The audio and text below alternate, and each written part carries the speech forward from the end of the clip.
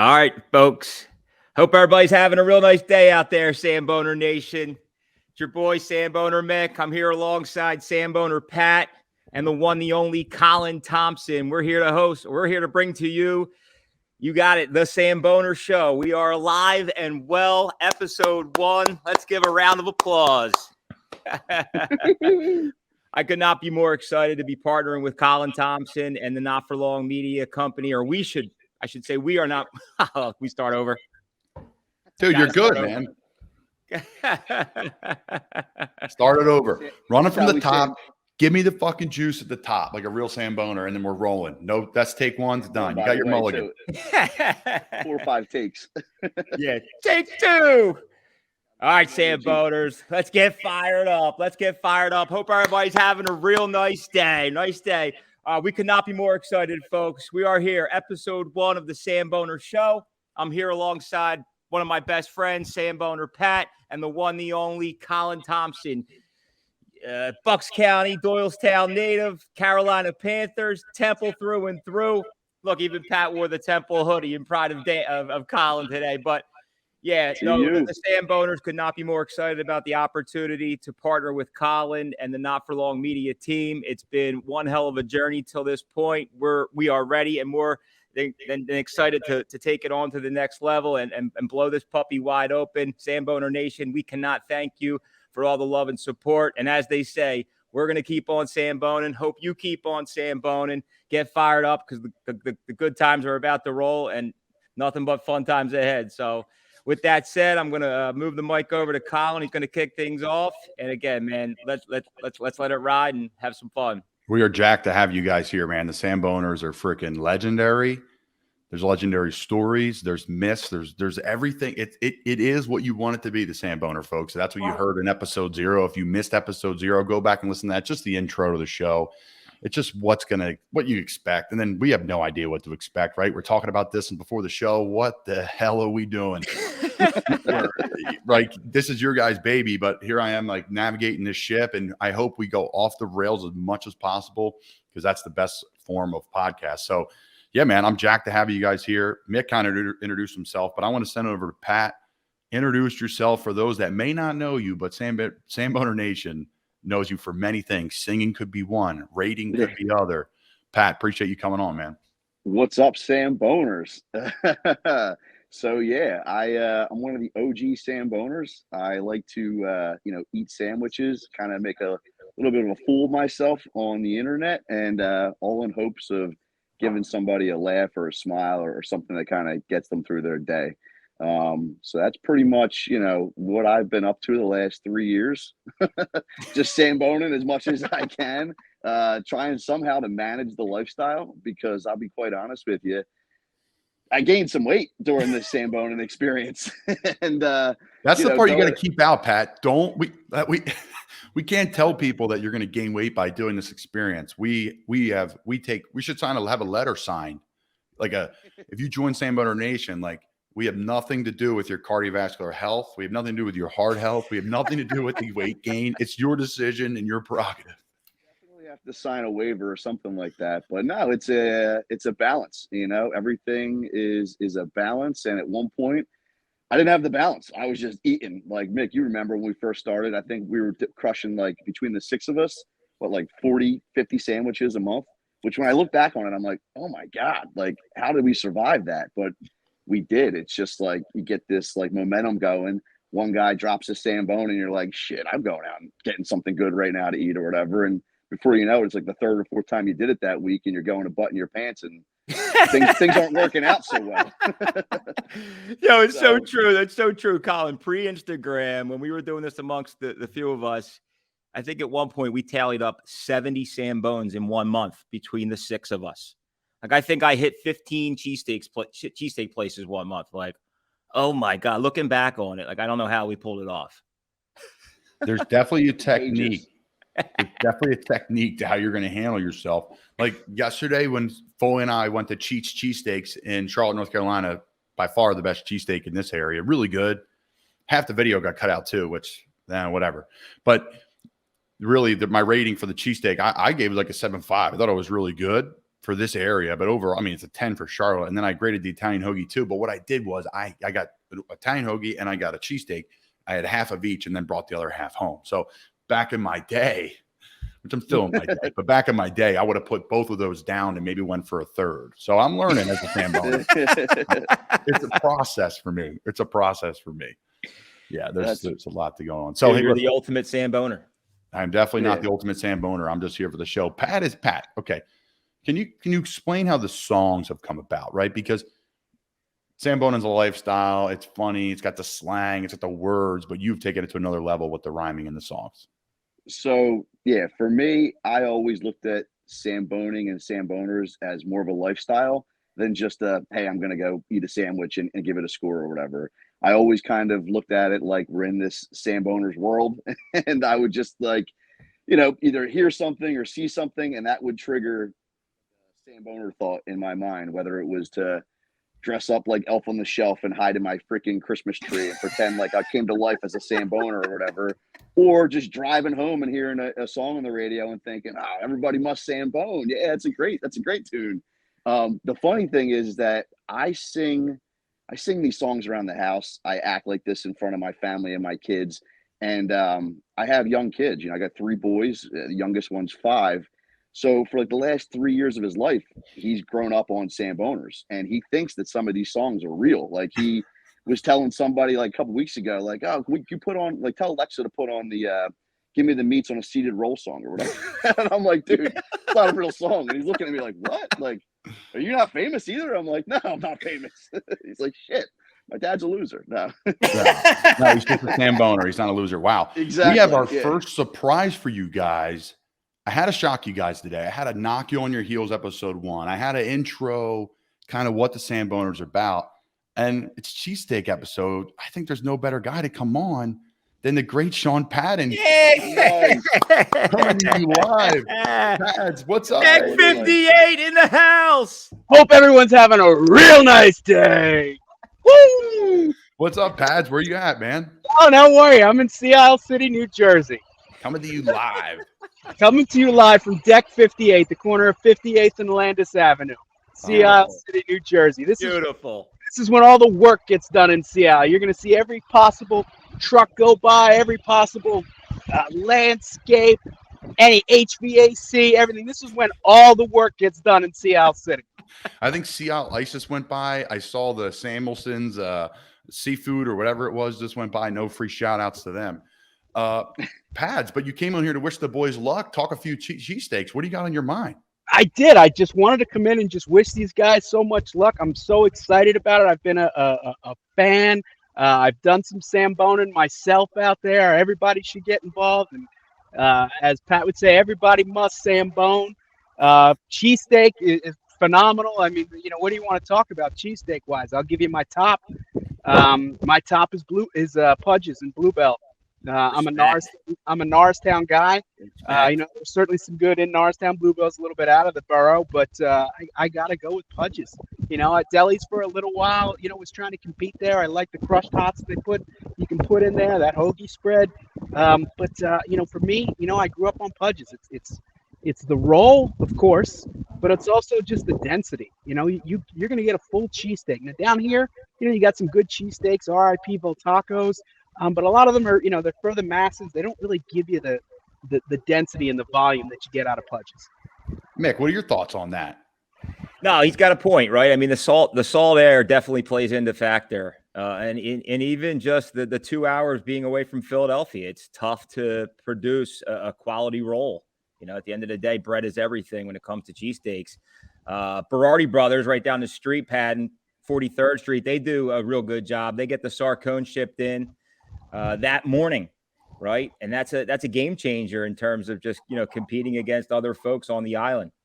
Not only Sea Isle, Avalon, Stone Harbor, so forth, but it's challenging in the salt air. Maybe in the winter it's a different story, but I don't even know if they're open. Well, there are a few places that are open, but usually it's not till Thursday, Wednesday. It usually stays alive on the weekends here. I always have to duck like 1 point when I'm in South Jersey. I don't know why. It's kind of like you guys yesterday, you and Foley and Charlotte. Like he said it perfectly, right? If this cheesesteak was in Philadelphia, I'd give it a 10. But There's just something to be said about the bread and the rolls being shipped out of state. It's the differentiator, really. Pat, what are your thoughts, Pat? No, I will say Pudge's, I'm a big fan. It's a big sandwich. Like I kept saying before, I got a family or whatever. You can get 2 Pudge's cheesesteaks and feed your family of 5. No fucking problem. Dude, Pudge's, by the way, might be the ultimate travel cheesesteak. Honestly, like a cheesesteak where you take out and you travel a good hour or 2, and then you bust it open, and it's like perfect.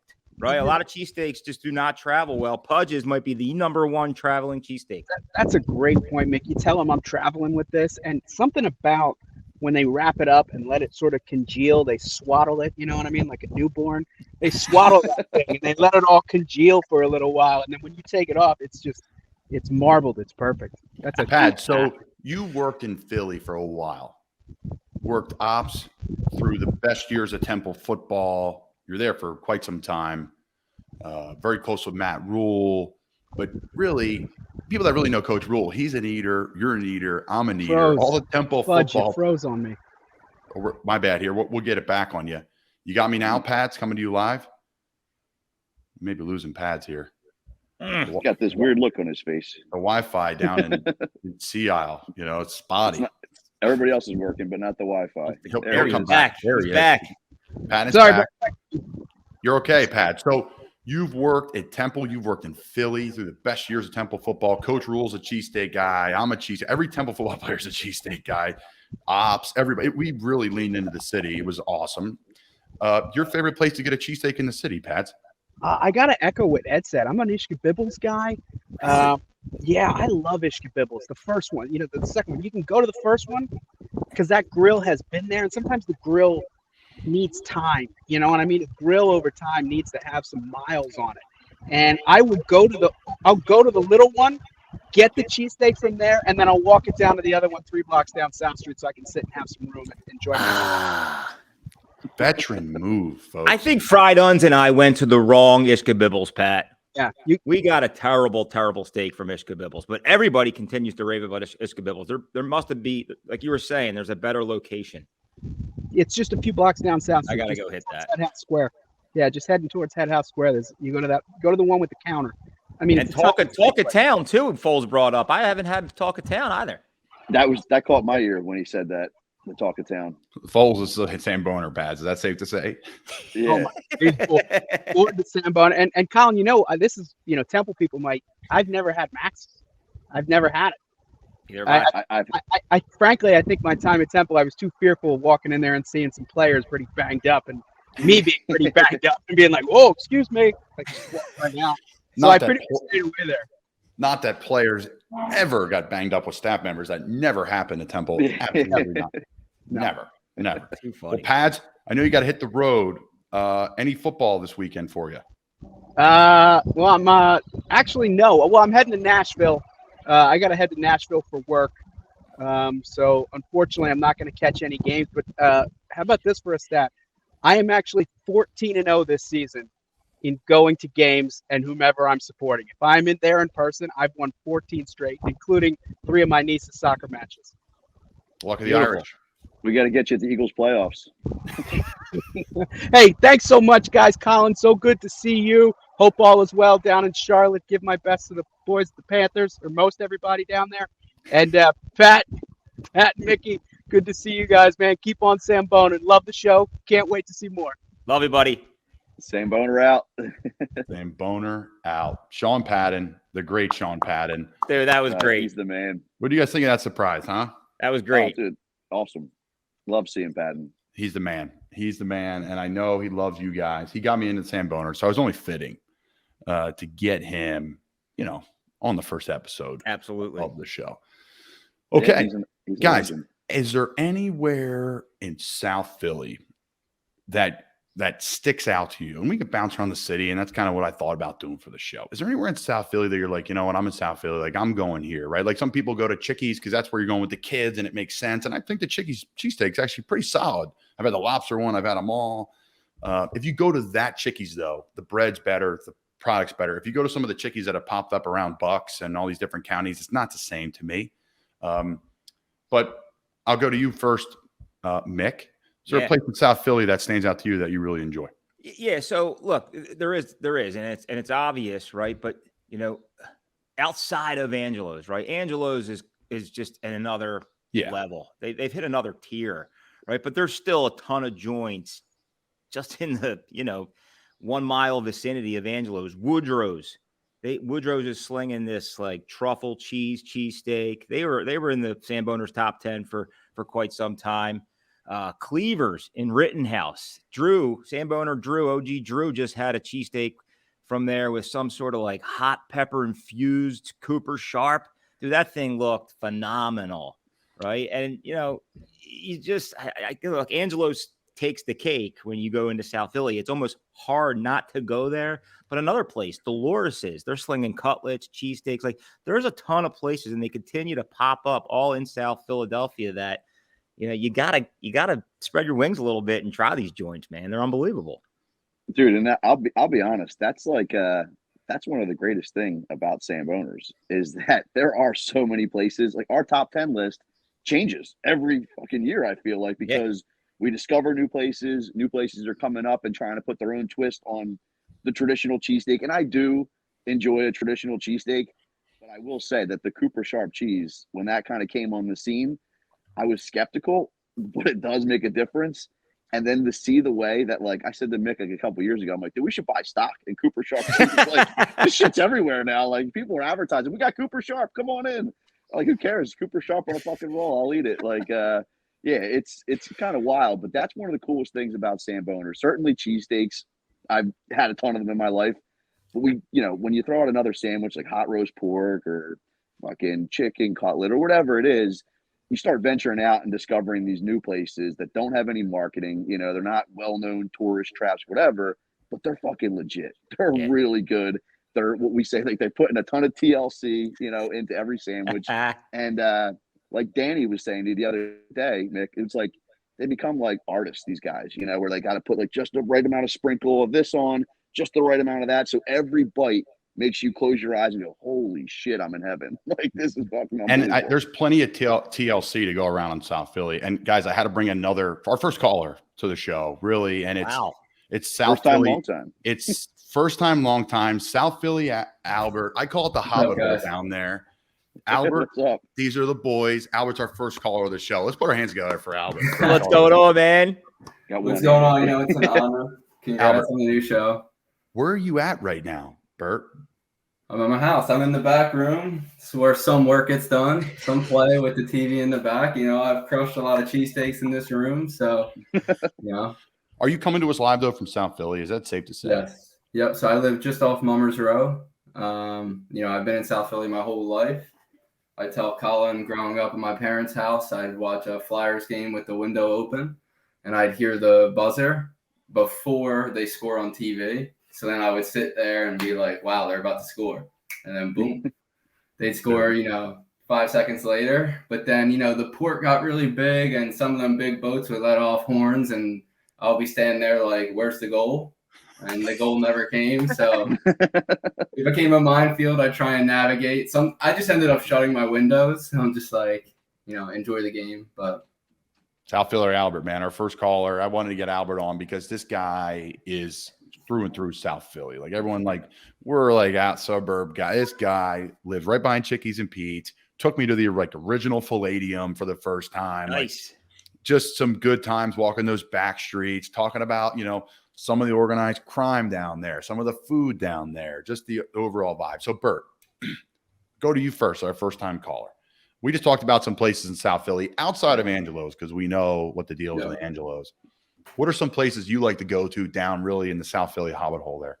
So if we're excluding Angelo's, which is my number one, there's really a big three. Big four with Angelo's, but I'll just stick to the big three. Phillips Steaks. That's kind of a long time South Philly place. I mean, that's authentic, right? The place may be 10 by 10. All they do is crank out cheesesteaks, and they've been doing it for a while now. That's the authentic experience for me. Another one is a newcomer, new on the scene, Avenue Steaks. They came around maybe last year. And from the jump, I mean, their cheesesteaks are just similar to Angelo's in the sense that they use the best possible steak, the best bread, the best cheese. Cooper Sharp, like you were saying, I mean, I'm throwing Cooper Sharp on breakfast sandwiches now. It's like, dude, absolutely. I just made one with Cooper Sharp. It's unbelievable. I had never even heard of Cooper Sharp before. And when I saw the Dave Portnoy Angelo's review, and they were talking about Cooper Sharp on it, and I've been using it ever since. But Phillips is a big one that's very authentic. Avenue Steaks is a new on the scene, and then John's Roast Pork, which admittedly I have never tried because the line is so long all the time. And I've been trying to get over there. That's close to me over here, like in the Penn Sport section of Philly. Those are the big three for me outside of Angelo's. I mean, Angelo's to me is the Cadillac. They're like the Capitol Grill cheesesteaks. You're getting the best possible bread, the best possible steak. The Cooper Sharp Whiz, whatever you want to put on it, it's phenomenal. So those are like the big four. I was saying to somebody yesterday that Angelo's resets my palate. I remember watching the middle of the road Flyers maybe 5 years ago, and you think, hey, maybe they're getting a little better. Maybe they're getting up. And then you watch, say, the Tampa Bay Lightning, and you're like, look, that's the standard. Angelo's is the standard. When I eat there, it recalibrates my taste buds. It reminds me, hey, I should be eating here more often. But well said. Bert, you do have a good story about calling into Angelo's, did you not? I do. So in the pandemic, so Angelo's was really good from the beginning. There was never a lull period with them. They kind of came on the scene and were great. But it was nice in the beginning because it was quiet. You didn't have to wait in line. Dave Portnoy from Barstool reviewed them, gave them one of the highest reviews ever, probably the highest in the city. And I mean, the line was literally around the block after that. So during the pandemic, that was right before the pandemic started, and then you couldn't wait in line there. You had to call in. I had my mother's phone and my phone, and I was just tapping call. I kept getting a call busy. It took like 400 tries between the two calls. And then I finally got through, and it was like, I mean, money can't buy that feeling, right? They have one phone in order to, I called 400 times to get in. It was a wild ride for sure. That's great. That's great. Dude, that story is, I've heard that story so many times from so many people after Angelo's blew up that it was like, I called and called and called. And I literally spent my whole lunch hour just trying to call and get through, and finally did. And it was worth every second of it, worth the wait. It feels like you won something, like you won a big game. Like when the Phillies, won game one, that's what it felt like walking into Angelo's. Like, yep, that's my pickup order right there. Take my money. Dude, take all of my money. Yeah, take all of my money. And what you said about John's earlier is true. I mean, it's always packed. So they changed it now where you can go just walk up like outside to a window. Yeah. But you used to go inside. And my first time going in there, the place was so packed.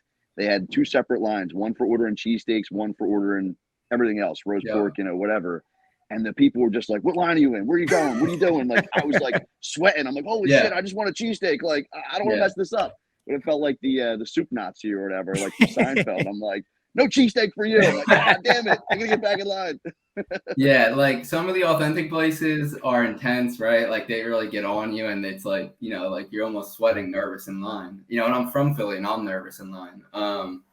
At least with Angelo's, you don't really get that experience. Like I remember one time I got pizza and a cheesesteak, and they accidentally burnt my pizza, and they gave me like the whole meal for free. I was like, I could die happy now. Like this is unbelievable. Yeah, he's an ace, man. Absolute ace. I love they got it. a lot of good guys over there. I love it. Albert, coming to you live from South Philly, our first caller at the Boys, it's been an honor. Best of luck with the show. Congratulations again. I got to go jump on a work call. Got to pay the bills. I wish cheesesteaks could pay my bills.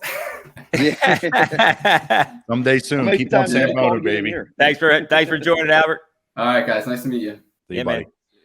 I love it, man. We're getting some callers on today. Mick said, dude, you're the man. You think we can get some callers on? How's that work? I said, Mick, I got you. I got you, Mick. No, man, good stuff. Albert's a longtime friend. Went to St. Joe's Prep. He's a Philadelphia Catholic League guy. We've actually met through Skylar Morningweg, who is Marty Morningweg's son. It was the OC for the Eagles for a decade, and alongside Andy Reid. And Skylar and I were, came out of the same year out of Bucks County, Archbishop Woods, St. Joe's Prep, big rivalry and all that stuff. And then we went to the University of Florida together, and that's kind of where our friend groups meshed. And now we have a group of Wood guys and Prep guys that are pretty close, about 10 of us. So we're always in Philly. We go to a Flyers game every year. We go to Chickies. We do Xfinity. We do a whole South Philly. Nice. So South Philly is my heart, man. I love it down there. I could, everyone said, where you live in Philly? I kind of like to live in Albert's neighborhood. He lives in that neighborhood where he grew up right behind, right behind Chickies and Pete's there. So he brought up Phillips too, man. Pat, if you recall, Phillips was the first live Samboner review that I ever did. I was heading down the shore, and I'm like, I got to hit somebody different. I've never even thought to go to Phillips until we decided to make this a real thing. And dude, Phillips is legit. Yeah, and I think is it like slab meat? It is. It's like Steve's Prince of Steaks in a way. Yeah. I remember you saying that. I remember the Sambone right on the corner there. And, I was jacked, man. I mean, as far as that area goes, a lot of people reference them as one of the best, cheesesteaks there. Sleeper. Yeah, no, it is a sleeper. Now we're all like Bucks County, I guess, for the most part. Where were you going, for your best cheesesteak or whatever, to growing up, high school, you said Wood, whatever it was. I know there was what was it? Steak and Hoagie Factory was right around the corner, which we used to abuse in high school. It was like they Mick, do you remember it was like the conveyor belt combo or whatever? It was like 4 cheesesteaks and fucking 2 pounds of fries or whatever, a 2 liter of soda, all for like $20. And we'd hit that up almost every night after ultimate late night. Yeah, no, it's a great call. And honestly, that's why we were going Jack in the back from Bucks County. Yeah. Yo. Jack, our producer, wanted to come on the show, wish you guys luck, and really ask you a question. Yeah, I was calling to figure out. So, I mean, Colin, you always call I'm Montgomery County, technically. I'm right on the border of county line. So, I mean, we're talking Bucks County. What's your favorite Montgomery County cheesesteak then, if it hasn't been covered yet? So I would say that I guess Pudge's falls in there, right? And that used to be. I'm probably like 20 minutes from Pudge's. That would be one that I would usually go to, as far as hey guys, we're not just going to go down the street to, Joe's Pizza or whatever it is. We're going to get a good cheesesteak tonight. We're going to Pudge's. I'll see you guys in an hour. Yeah, that was probably be mine, I guess. There's a new joint that just opened up in Ambler called High Steaks. I had the hot roast pork, but the cheesesteaks and chicken cheesesteaks that they were slinging, I was impressed. And a couple guys actually replied to me and said their cheesesteaks are absolute fire. So I'm looking forward to checking out High Steaks. That does sound good. Yeah, I know Leo's, right? Leo's is Joe liked Leo's, I think. What was Leo's? Leo's is right isn't that right in Norristown? Oh yeah, Norristown. Yeah, I guess that's technically Montgomery County too. Yeah. Tons of Jack, about what's your yourself? spot? What's that? What's your spot, Jack? That's why we're having you on. I don't really have a certified really good spot. There's a place by me.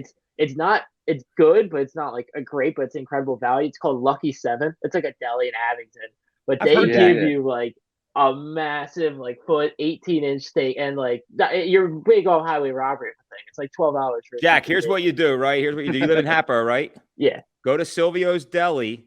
Order the cheesesteak, but make sure they gut that bread out. I haven't done that before. Roll, but for a cheesesteak, you want to gut all that dough out. Yeah. I'll do. Silvio's is the best rolls I've ever had. So we've gotten cheesesteaks there a couple times. That's once. I'll have to check that out next time we do that. Oh yeah. Yeah, we've talked about Silvio's a lot over the years, and we're pretty convinced. Silvio's, if you're listening, we're pretty convinced that if they just scoop the roll out, they could have a top 10 cheesesteak. But the roll's so good, but sometimes with the cheesesteak, the balance isn't quite there. Kind of overwhelms you a little bit. But no, Silvio's is great. I was actually going to hit them up yesterday for the hot roast pork special. I feel like it's going to happen a lot on the show. I actually was ready to go there today for breakfast. We appreciate you, Jackie. I just want to get you on. Jack presses all the buttons for us here at Not For Long Media. He works for the Ross Tucker Show as well. The guy's an absolute stud. He's a Hatboro Horsham grad. He's a Wood Athletics fan. I spoke to Hatboro Horsham football team through Joe Holman, who was the legendary strength coach at Central Bucks West football. And Joe came to Wood with us, and then he asked me to come speak at Hatboro Horsham. I spoke to Jack, and he was one of the few kids to ever reach out after I told, hey, listen, whatever you need, let me know. So here we are, freaking a decade later, and Jack's, producer behind all our shows here at Not For Long. So I want to give him his flowers, get him on the opening show here, the cheesesteaks, because, Jack has weird food selections, but he does That's all right, Jack. my cheesesteak selections are pretty good. I like my cheesesteaks plain. I don't do peppers or onions with mine. I just like a plain cheese with American steak. Shocker. Yeah. And Shocker. I'll leave with a gift. I have a nice little fancy overlay for those watching the video version that you'll see when I drop out of here. Oh, Jack. This Jack in the back, just doing unbelievable work per usual. Jack Connell, thank you, buddy. Thank you, Jack. Got it. Oh, look at that. Bang. Bang. The Samboners, Not For Long Media. Guys, all our episodes will be on the YouTube channel. We're working on the Samboner YouTube channel. You'll find them all on the Not For Long Media YouTube channel as well. Really appreciate all our guests. That's it for the guests today. Now we're back to the nitty gritty of the show. But I want to get who's going to come up next. I want to get some callers on to get us going. You got Jack and Bucks in Montgomery County. You got Patton down the shore. You got Albert in South Philly. We're talking cheesesteaks. Really, we're going to get into the worldwide cheesesteak. Before I go, though, there's some places I want to shout out. Kind of in the suburbs of Philly, where I'm from. I hang in Cape May. We have a place down there. I'm from Bucks County. Dominic's in Upper Bucks County, Plumsteadville. Okay, Plumstead. Damn. Dominic's up top, man. They got great pizza. They got great cheesesteaks. They got great hoagies.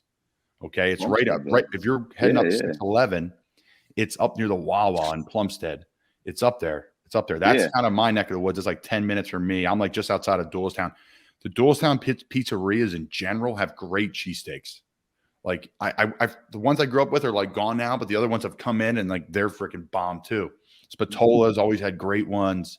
So yeah, I mean, there's a lot to uncover. And then for me, if we go back down the shore, I've always talked about it here, and Mick's sick of me talking about it, but it's the Seaview in Cape May, New Jersey. This freaking place, man, I'm telling you. Shout out. It is packed year round. It's packed. I mean, wing night in February is a zoo. And their cheesesteaks, their chicken cheesesteaks are fantastic. The rolls are every day. Like the place is old school. The beers aren't over $250. Maybe I think they're $275 now. Like it's old school still. Kind of Philly suburb bar. So I think it's one of the oldest bars in the Jersey Shore, period, I think. So place is great. It's got great cheesesteak. So kind of opposite ends of the spectrum here. Southernmost point in Jersey, and then probably where the cheesesteak bubble ends in Upper Bucks County before you get into the kind of like central PA. Not kind of. Towards Bethlehem, they kind of ran out there. I'm sure there's a couple, but we're not touching on that. You got to love that, though. Like going down the shore anymore, every single bar you go to, you're paying $6 for a can of Miller Lite. But if you can find a nice dive bar joint like the Seaview Inn, charging $2.50 a bottle of beer and getting good food, it's great. There's no reason to go anywhere else. They got liverwurst sandwiches. They got pork roll sandwiches, right? It is old school, baby. It is old school. But listen, we talked a lot about the Philly area, and we're going to swing back. We'll hit that before we go. But I think the one thing that you guys know, I know, like yesterday, Foley and I went to Cheats. My wife talks about a place in Houston that she loves, right? We're going to try to get you guys down to Clearwater, Florida. There's places down there. There's a place in Gainesville, Florida. I went to the University of Florida where I went to college. They're all across the country. If they say Philly cheesesteak, I'm out. But if it says a cheesesteak joint, I'm all in. And that's really around the world. We were in San Diego this offseason. Eagles flags flying outside. The place is packed. There's cheesesteaks for brunch. Like, it's just a cool freaking spot. That's across the country, though. Philly is everywhere. And cheesesteaks are everywhere. And that's kind of the moral of the story of the question for me. And I'll send over to Pat first. Pat, like, in your travels, have you come across some awesome cheesesteak places? So I will say I've always seemed to come across Philly places, right? Whether it's a Philly sports bar or something. And I think a lot of that is just that people from Philadelphia are proud people. They're proud of where they come from. They're proud of their culture, and they like to, share that other places wherever they might relocate to in life or whatever. I honestly can't say that I've ever had a really good cheesesteak outside of Philadelphia that I thought, oh wow, that's comparable. But at the same time, if I'm outside of Philadelphia, I'm usually not looking for a cheesesteak, because I'm coming from the cheesesteak capital of the world, and there's a good chance that I probably will be disappointed wherever I do go. One of the things I was thinking about, though, was John Kruk opened up a cheesesteak place in like Florida, a few of them, right? Like years ago. Yeah. And I actually thought, like, I'd like to check that place out, because here's a guy who spent a lot of time in Philly, still in the area. Like, he would know, how to make a good cheesesteak. And I was curious, like, what kind of bread he gets, shipped out there, because that's the crazy thing is that it's all about the bread, baby. Like, if you don't have a good roll, it's done. After the first bite, it doesn't matter what the hell you have stuffed inside it. It's over. What do you think, Mick, in your travels? Sorry, I didn't mean to cut you off, Pat. That's all right. No, this is like a perfect conversation for Fried Uns, right? So Fried Uns moves down to South Carolina and he starts to completely wig out because he no longer has those just joints, at his fingertips, right? So he had to kind of go learn the new landscape in Charleston. And there was this place in particular called Use Guys, right? Philly transplant that decides to go down to Charleston, South Carolina and open up this cheesesteak joint. Seems to be doing, very well, very successful little, sandwich shop. But the argument that we continue to have with him and some other places is that there's this like provolone cheese phenomenon. Like people truly believe that the number one cheese that you use for a cheesesteak is provolone cheese. And this guy's slinging these cheesesteaks with provolone cheese and green peppers. And that's just not the true authentic way to produce a cheesesteak, in my humble opinion. And you could, disagree if you don't think that's the case, but provolone cheese and a roll that's outside of Philadelphia just really is tough to manufacture a good, sandwich, if you will. But they are out there. They have to be. They are. There's guys that are here that are passionate about the sandwich that are like, you know what? I'm gonna whatever. Life's taking me somewhere else in the country, but I'm gonna. Well, look at that guy, Big Dave's, right? You guys play Atlanta tonight. It's a shame that's not in Atlanta, but like that guy is from Philadelphia, and he opened up this monstrosity operation in downtown Atlanta. I mean, this guy's slinging probably a good 2,000-3,000 cheesesteaks a day in downtown Atlanta. Apparently, it's really good. I know Kev Samboned it when he was down there, but I think he got jacked up in some alley or something like that. The Sambone went south. It was no good. You Sambone out of his trunk, I think, and a little sketchy. People were like, "What the hell's this guy doing?" You've been to Big Dave's in Atlanta, Mick? I have not. Kev was there, and he totally shit the bed. Great opportunity to grow the brand out in down South Atlanta, and he decides to pop a Sambone in some back alley in his trunk and got no signage whatsoever. Did not give us a good look of the cheese distribution, what the onions were all about. It was a nightmare. Yeah, that is no bueno. Now, Mr. Z's in Key West, Florida, and you guys will hear me talk about a lot on this show. That's kind of home away from home for me. They ship the bread in, and they're the southernmost point in the United States. And Mr. Z's has a great cheesesteak. It is a greasy down the arm late night cheesesteak. I think that's fair to say. But they scoot it around town now. If you're out at a bar, and some of the bars down there, that most of them don't serve food. Some do, some don't. But my uncle's bar, Shots and Giggles, like they don't serve food. So they'll come in and they will sling cheesesteaks through the window and throw them at you. Catch them. Great. And they come ripping up on a scooter, kick the kickstand in illegal parking and roll. So long story short, there's cheesesteaks around the country. Now, again, you go to Mr. Z's, they're on you. What do you want? What do you want? What do you want? What do you want? They got the old school tile on the wall. It really looks like a hole in the wall. Subway or bathroom. Yeah. Like it's a hole in the wall joint. So we're touching all the bases on here. But you hit it on the head, dude. Like if it says Philly cheesesteak, shy away. But if they're actually going down there and producing just a good quality cheesesteak, they're from Philadelphia, it shows that they at least care and they're trying hard. And I appreciate that. And I'm more than happy to check them out if I'm traveling. And that's the beauty, man. Every city nowadays has a cheesesteak joint, and it's usually a guy that's from, or, a family that's from Philadelphia who decided to move to Charleston or move to Florida or move to California with that concept. And, there's probably plenty of Philadelphia people in the area that are willing to support them, which is great. And this isn't out of state, but how about Kev finding, was it Tony's in Benton? Oh, Benton, my PA? God. Classic.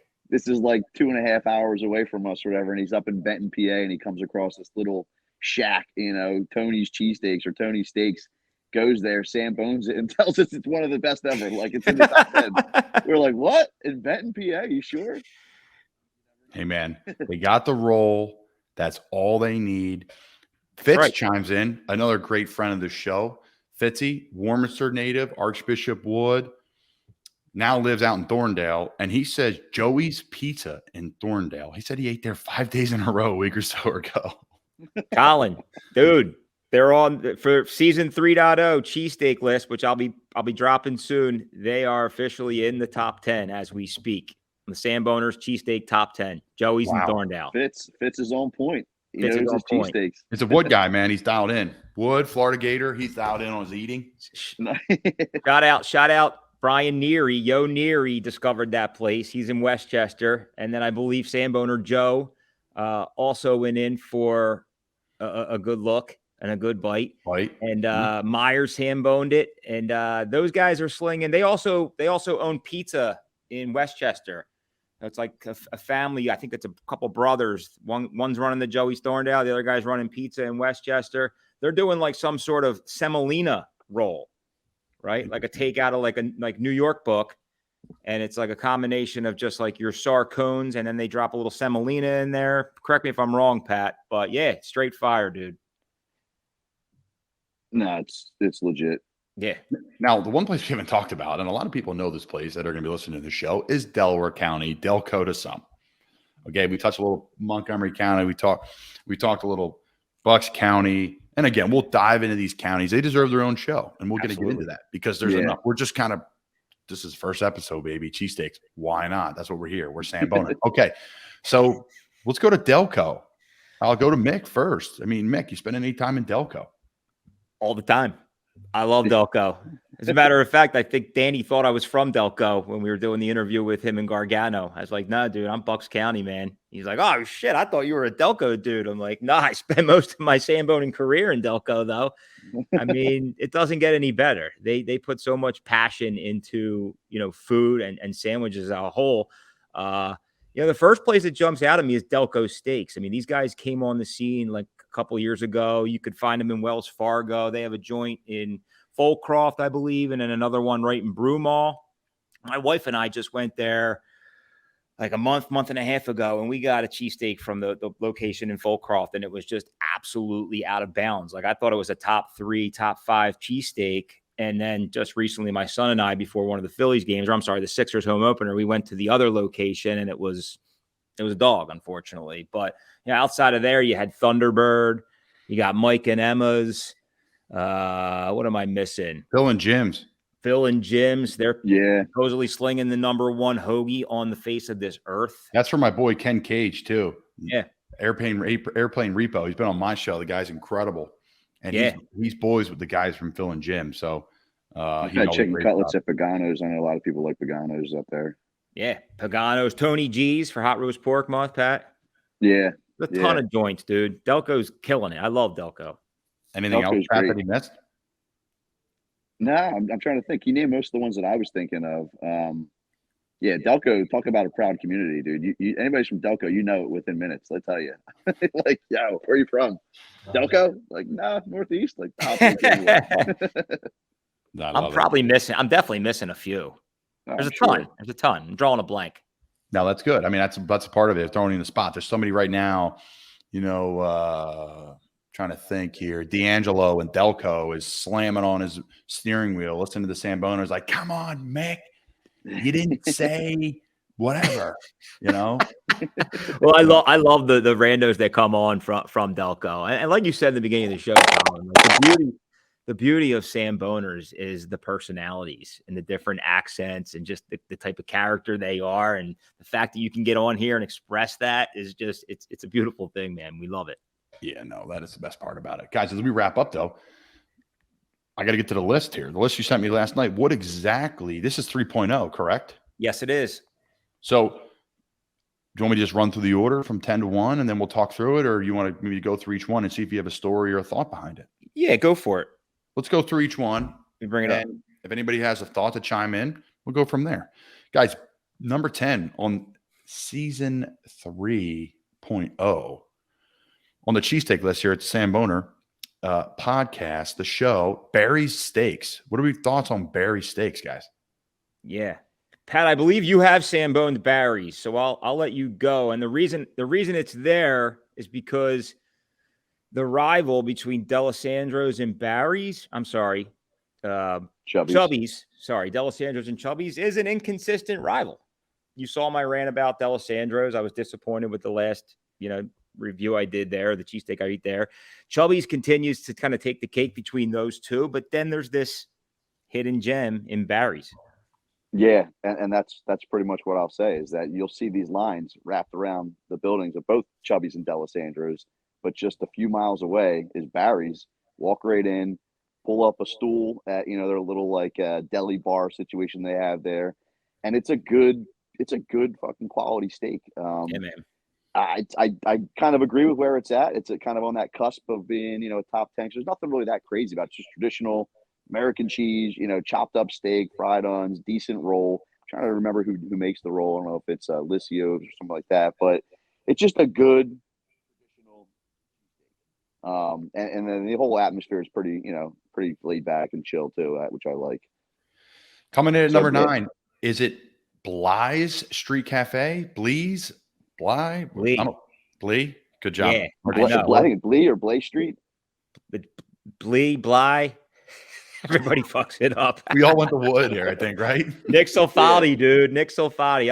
I'll take this one. Nick Solfati. He came on the scene right around the same time we did. He had this whole like cloud kitchen concept. He was slinging cheesesteaks out of his house, right? And having like 50, 60 people. Kind of like, what's that one dude, Pat? You did the review I was out of thinking it. of it. Yes, I know what you're talking about. I'm brain dead today. Sambone but out front of his house in Northeast or whatever. Dude, this guy in a short 2 years took over the kitchen at the Celtic Tavern in the Northeast, and he's put together this cheesesteak, with the Lysios seeded roll, the Cooper sharp cheese. I mean, look, you really can't fuck up a good cheesesteak, but if you put a lot of time and effort into it and you kind of make it your own little science, dude, I was blown away when I reviewed that cheesesteak. And, I'm so happy for Nick because he's worked so hard at his craft. And now he's taken over that kitchen. And, I would have to imagine in a year or so, he'll have his own little, corner shop, maybe somewhere in the Northeast or in the suburbs. And we'll be talking about Blee Street Cafe for a long, long time. Yeah. No, I love it. I think what Patton said, too, about the hours, the time spent on that griddle. I have a Blackstone at the house. No free shout-outs, but a free shout-out to Blackstone, future sponsor of the podcast, possibly you. So, right, like the more we season that puppy, the better it is, right? Like, yeah. And you see these places that are steaming over, like, what you're going to get in that, and it only gets better, right? Like, again, we talk about Portland on the show a lot. You can't help yourself but not talk about them. But he talks about the pizza places that have the freaking volume of the pizza going into the pizza oven. That's a big deal because of the volume that goes in. All right, Mick, cock-a-doodle-doo dance. Is this Mick or is this Pat? It's Joe. No. Sorry about that. Yeah, man. No, this one's Joe. He's been pushing for Cock-a-Doodle Dan's in the top 10 for 3 years now. He had a couple unbelievable experiences there. Cock-a-Doodle Dan's came onto the scene probably like 2018, I want to say. I joke around, but like this is cheesy, but we're in that Cooper Sharp era, right? Like if you're slinging Cooper Sharp and you're producing a good seeded roll, whether it be Lysios or Sarcones, you're making a good cheesesteak, but they seem to just be consistent day in, day out. Everybody I talk to constantly raving about Cock-a-Doodle. I have not talked to one person that said Cock-a-Doodle Dan sucks. So after 3 years, we threw him in the top 10. Well deserved. Love it. Love it. Then we go to number 7, Curly's. Thoughts? Have you had it, Pat? I haven't had it yet. You kind of scared me away the last time I was thinking about it, telling me that you had to order your cheesesteak like 2 days in advance or whatever because they got so popular.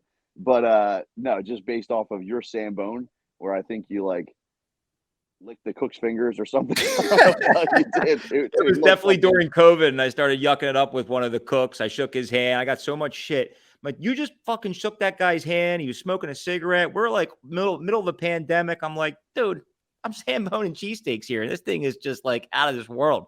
Versa rolls, Cooper Sharp cheese. It's some joint on the corner. I think it might have been like an old like drive-in, like I don't even know, like maybe like a McDonald's or a Taco Bell. They turned it into a cheesesteak joint.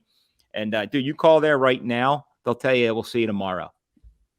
Come tomorrow, we'll have it ready around 12:45. That's how jam-packed they are every day. Wow. Yeah. It's like a reservation. It's like it is. It's like a reservation for a cheesesteak. And this thing, dude, this thing is gigantic. It would feed a family of 8. Listen, if you're not making it that big, though, I'll be honest with you. Why not? Like, if it's really good, like how many places where you're like, I'm going to ask you guys this, and we'll take a step back from the list. Is there any place that makes this like a real leaned out cheesesteak that's really good? So I don't know what you're going to say, Mick, but I was going to say Steve's. Yeah, I was is going to say kind of a Steve's. lean cheesesteak that I really enjoy. Yep. And it's not because of like some cheesesteaks are like, yeah, it's like a hearty, hefty sandwich. You know, I'm going to be full after this. I feel good when I hold it in my hand. It's solid. Steve's isn't like that, but the flavor of the cheese sauce, the fried onion, the steak. Like if I would drink that as like a fucking juice. Like it's like that's what it is. Like you look at the sandwich. I look at Samboners sometimes. I'm holding the sandwich up. Like you can barely even see any steak sticking out of there. We even talked about ordering double meat, you know, just to kind of make it a little bit heartier or whatever. But for me, it would be Steve's that has a lean cheesesteak that I really enjoy. I love it. I love it. We had to take a step back. But for me, like, okay, I could do Steve's. I did it. We used to hit it. Again, Fitzy and I, my buddy Fitz, we, get out of school, get down to a Phillies game or get down to an Eagles or whatever we were going to. We'd hit Steve's on the way down, right? Come off the, what's that there? Boulevard. What's Woodhaven. it called? Woodhaven. Woodhaven. We hit Woodhaven. And then boom, we go. I've been gone so long. It's upsetting. I need to get back to my roots. I'll be back on the bye week. All right. So we said Curly's. Now we're on to the Rook. Yeah. The Rook's a good story, man. Our good friend Andrew Soulman has been a true advocate of the Samboners for since we came on the scene. He was down at Poe's Sandwich Shop slinging absolute fire sandwiches, primarily cutlet. I will humbly say he is producing the #1 chicken cutlet in Philadelphia. That said, he decided to join forces with Rich Ennis at the Rook. Rich basically said, "Yo, Andrew, I want you to come on board. Here's my old menu. You can draw up the new menu. I want you to sling all these sandwiches that you've been slinging over at Poe's." So basically, Andrew put a new menu together over there at Rook. Again, Sarcones coming in daily every morning, and he's chopping up these cheesesteaks. He's got this like hot pepper infused whiz. He's got the Cooper Sharp, long hot Cooper Sharp, hoagies, burgers, wings. I mean, the Rook, as far as like a sports bar goes, they are probably the #1 cheesesteak for a sports bar. Like if that had a different category, but the consistency is there, right? They've been open for the last 2 years or so with Chef Andrew Soulman. And every time I go there, it gets better and better. I mean, he is the elite sandwich artist. Wow. That's high praise. Yeah, man. That's high praise. That's big time, man. That is big time. Oh, yeah. The long hot infused cheese sauce is it's ridiculous. And people may say, oh, it's too creative. Cheesesteaks. No. Love it. No, you got to continue to up your game. That's not Danny did the same thing. He had some long hot infused thing going on. I'm like, dude, this is deadly. Yeah, it is deadly for sure. That's a good category. We got to remember that category because that's a good one to debate. That's where kind of the Seaview would fall into. It's not a cheesesteak place. It's a sports bar. And that's like Blee Street too. Like it also is a bar. So there's nothing wrong with that. Listen, I think that could be a separate show, a separate thing, because there's a place you're going to take the kids, the family, dad got off work and he's got time to get a quick beer and a steak. Boom. I'm going to pop in and grab it, whatever it may be. There's nothing wrong with the sports bar. I grew up sitting down with my pop. So, all right. Joey's Pizza at 5. Thoughts? So we just talked about it, right? Yeah. That's the Thorndale joint. It's doing the semolina consistency, man. Like for somebody to be slinging cheesesteaks like that out in Thorndale, 50, 60 minutes outside of South Philadelphia. And, people continue to rave about it.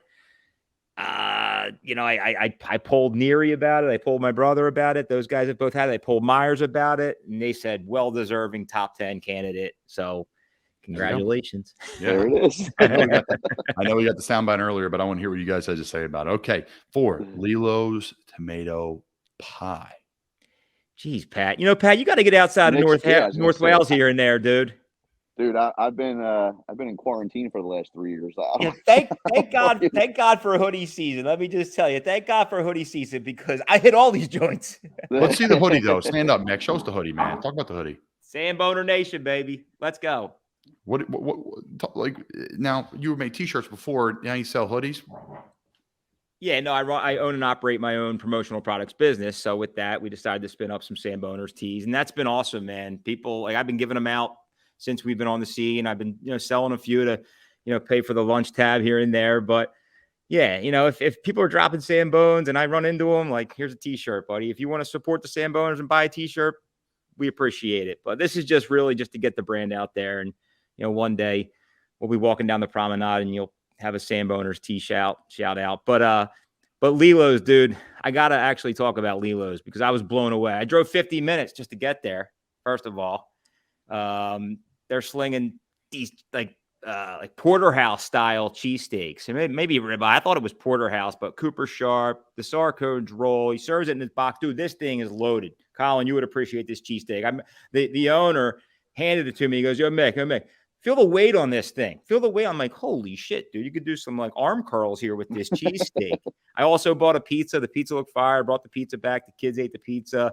Lilo's just came onto the scene. Right. So you had like Angelo's in 18, you had Cafe Carmela in 19, or I'm getting the dates moved up, but like the buzz in the cheesesteak world right now is Lilo's. So well-deserved top 10 candidate.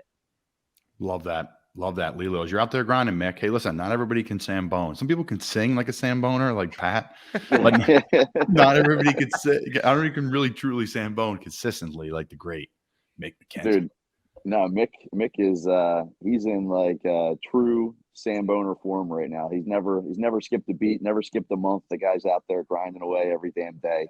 And like I said, when it's not hoodie season, it's tough to hide under. Thank God for hoodie season.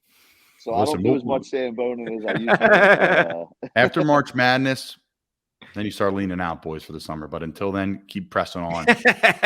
You're gonna have like salad month in April. We always talked about it. We joked about that, yeah. Like, and we probably see fried uns a little bit more, right? Will we, Pat? Well, dude, yeah. If we do a keto month, we'll dominate salad month. Back. Clean out. We'll call it clean out month, and it's all healthy food, detox, and Cafe Carmela, boys, coming in at 3. Thoughts? This is you, Pat. Yeah. So I think Mick, you were the first one to Sambone it, I believe, and dude gave it a great review. Was kind of going into the detail of how they're slicing the steak fresh right in front of you for each sandwich. Again, another seeded roll. The whole thing was really good. And I just thought, that's crazy. Like, everybody talks Steve's. Steve's is literally right down the street. Steve's. So I guess it was last year I went to Steve's. I went to Cafe Carmela. I kind of did my own head-to-head, and I was surprised. Yeah. Cafe Carmela was the better overall cheesesteak.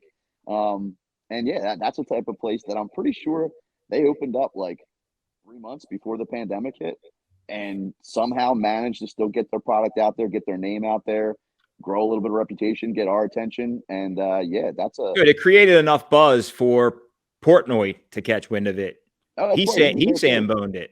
Honestly, he went and did the pizza, he did the cheesesteak. He did not give it a good score, but this place is outside of even cheesesteaks, man. It's like a taste of like the Wildwood Shore in Northeast Philly, like a little pizza shop that's serving all kinds of good entrees, pastas, pizza, and then the cheesesteak, the Don Cheech, dude. Don Cheech. Forget about it. Forget about it. All right, boys. Number 2, John's Roast Pork. We talked about it a few times in the show. South Philly Albert came on, talked about it live from the Hobbit Hole. What do we got on John's Roast Pork? I love it. Yeah. I was, I think, we had Angelo's up there, I think, is the number 1 cheesesteak 2 years ago. And then I think John's kind of, jockeyed into position for that one last year. I think Angelo's, who knows where they'll fall this year. But John's, to me, is a solid freaking cheesesteak. It's like, I think John himself is like back there chopping up steaks every day to this day. And it's a Sarcones seeded John. It's a freaking chop steak that's like, it's a heavy steak. And the whole thing is just like, I walked out of there thinking like, damn, dude, John's Roast Pork. Fucking John's cheesesteak is what it's all about. Yeah. It's really good. I've been there 5-10 times. Every time I go there, it's the same exact cheesesteak, and it's the same exact taste, and it's absolutely butter. Yeah. Love it, guys. Well, number 1, the GOAT. Steak and Hoagie Factory? No. That's what the boys in Warminster did say. Fitz and his brother Cody. The boys did say steak and hoagie. Not bad. Not bad. We should hit that up. There used to be a pizza place across from Wood. We would go walk across and sit there and eat, stuff our faces for like $10. The guy, I think the owner just was happy we came and hung out with them, the football guys, before a lift in like March or whatever it was, But guys, the king of steaks, it's been that way now for quite some time, right? We talked about the pandemic. We've talked about the effect on that with Portnoy. We've talked about the videos. He's got, Mick just did a Sambone from there with legends in Philly. Angelo's Pizzeria, #1 cheesesteak, season 3.0. I'll go to Mick first. I mean, Mick was just there. Talk about the environment. Talk about the owner. Talk about the atmosphere down there. Yeah, no, it's the best, man. It's always buzzing, especially when like the Phils were on. The guy, I can't say enough about Danny. I don't know how he does it, to be honest with you. I don't think the fucking guy sleeps, honestly. But like, if you follow him on Instagram, he's checking in at 3 a.m. and he's firing up the oven at 4 a.m. This guy is producing just this bread that at first, like when they came over from Haddonfield, Joey Mack, my brother, he discovered, like, if you remember Sarcone's Deli, like Sarcone's Deli closed, and you're like, man, what the hell's up with that? Sarcone's Deli closes, and who's going to replace it? So this guy Danny comes in, Angelo's Pizzeria. I believe he's connected with the Sarcone family. So he opens up this cheesesteak joint, and like the first couple times we were reviewing it in 2019, we just thought this guy was producing cheesesteaks and using Sarcone's rolls, which is like 5 or 6 doors down from Angelo's Pizzeria. Lo and behold, he's slinging his own bread, right? He's baking his own bread in the basement. He's constantly bringing in a new oven like every 6 months, and this dude is just absolutely blowing up from a cheesesteak standpoint. And at the end of the day, like, and Pat, you'll attest to this, and everybody will attest to this. Like with your boy Albert, dude, it's almost like you're resetting your palate. The cheesesteak, the Cooper Sharp, and his bread all combined together. It's elite. It's like, I love John's roast pork, but like there's nobody up there that's competing with what he's doing right now. And he'll be the first to tell you, like, it's not rocket science, right? Anybody can make a fucking cheesesteak, but like the bread that he is baking daily every single morning puts it all together, and that's why he's the #1 in the city right now. Dude, I think he said it when you were Samboning with him just last week. I think he said, like, his goal is that no one will ever eat a roll that's over 3 hours old. Right. You know what I mean? He wants to keep baking bread all day long. Like right now, he bakes it all in the morning, and he's got to use that same oven to make pizzas or whatever else. So he's kind of got to get all his bread out in the morning, use that up, and then he's done for the day. But I think he was saying he's going to get another oven so that he can continue to bake bread throughout the fucking day. Dude, nuts. But yeah, no. So that's amazing. And that was the thing when I first had it, was like, holy shit. And we thought he was getting Sarcone's bread. We didn't realize he was baking it on the scene. And we're like, all right, well, it's only 4 doors down. That gives him an advantage. He's getting this bread fresh every day. Come to find out, he's actually making it himself. Totally explains why you're getting this soft, on the inside, kind of warm in some cases, but hard, crunchy on the outside roll. That is just like, that's a game changer. Yeah. When I talk to other guys that, say, yeah, we make a good cheesesteak, people say we're as good as John's, as good as Angelo's. It always comes down to, yeah, but we get our bread shipped in. This dude's making it on the spot, and there's no really freaking competing against that. There you go. Not to mention that he loves fucking making sandwiches and actually he loves making bread. Yeah. So it's like he's pouring the TLC into every sandwich. Mick, can you talk about the bones of the place, because you were walking through it, right, with royalty? You were, behind closed doors. You were doing all that stuff. Can you talk about? It's the best. I mean, it's as South Philly as you could possibly get. They didn't have a table set up for us upstairs. His manager Jared, like, I thought it was like for a painter to paint the wall, but he opened it up, threw a couple like pieces of plywood on top, and wiped it off. Like, dude, it's bare bones, right? I mean, these guys work so freaking hard. And just like you walk in there, I find myself like staring at like the production. There's probably a good 25, 30 hustlers in there, and all they care about is putting out the best product in all of South Philly and all the world, right? I mean, that guy could have a TV show tomorrow if he wanted to. I mean, it's entertaining, right? And just the content that he pushes, and just, the things that he shares for everybody, it's cool. Like, it's tough to sit there and watch every single clip, but like, I think, he's so passionate, and he'll be the first to tell you, like, he could die a happy man with this cheesesteak joint, mom across the street, his family down the street with Sark cones. Like, he's not asking for anything else. And he's just a guy that just wants to just, shoot the shit with the best of them, push a good product, and root for the Philly sports through and through, and just have a day, man. It's special. It is special. There's nothing like it. What they got going on, it's rare in really any part of the kind of culinary world. And especially with the cheesesteak, they're just crushing lunch. They probably open. I think they open early too. They're crushing lunch. They could stay open 24 hours. And for guys like him, right? Do you think he wants to move? No. He probably could open up a place the size of Chicky and Pete's and absolutely crush it.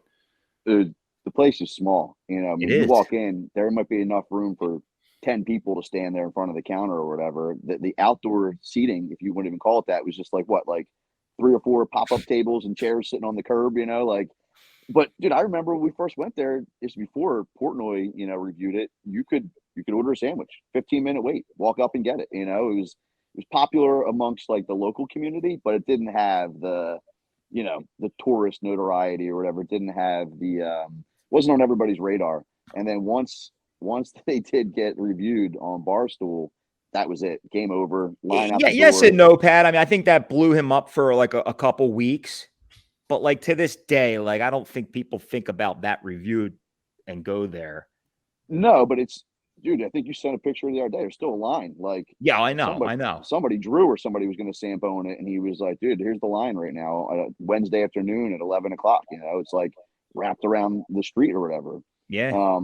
I remember Kev went and Sambone there after an Eagles game one time. It was just like, walked right up, got a cheesesteak, sat down, ate it.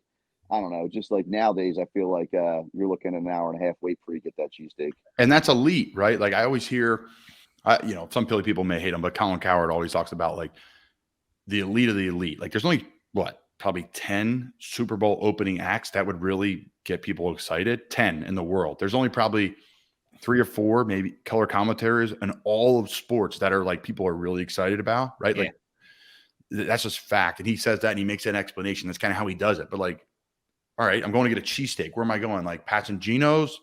We haven't really talked about them, right? Like, are we going to Jim's on South Street, right? All good product, all very famous.